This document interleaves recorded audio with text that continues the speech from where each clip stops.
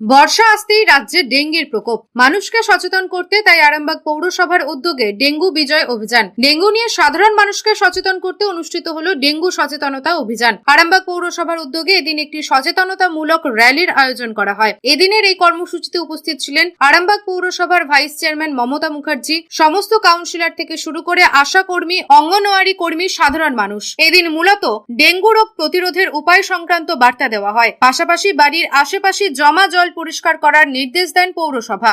আজকের মূলত বিষয় হচ্ছে ডেঙ্গু সচেতনতা বৃদ্ধি।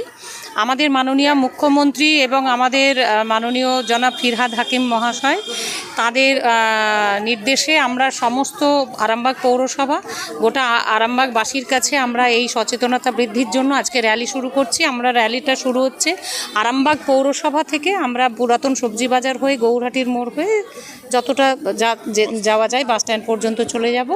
এবং এই র্যালির একটাই উদ্দেশ্য, মানুষকে সচেতন করা। কেননা যে হারে ডেঙ্গু বাড়ছে, যে হারে জল জমা হয়ে থাকছে, আমাদের প্রত্যেককেই সচেতন হতে হবে। এবং এই ডেঙ্গুটা শুধুমাত্র পশ্চিমবঙ্গের আজকে কিন্তু সমস্যা নয়, এই ডেঙ্গুটা এখন ভারতবর্ষের অনেক রাজ্যে ছড়িয়ে গেছে এবং ব্যাপক হারে। কিন্তু আমরা এখনো পর্যন্ত আরামবাগ মিউনিসিপ্যালিটিতে একটাও ডেঙ্গুর কেস নেই।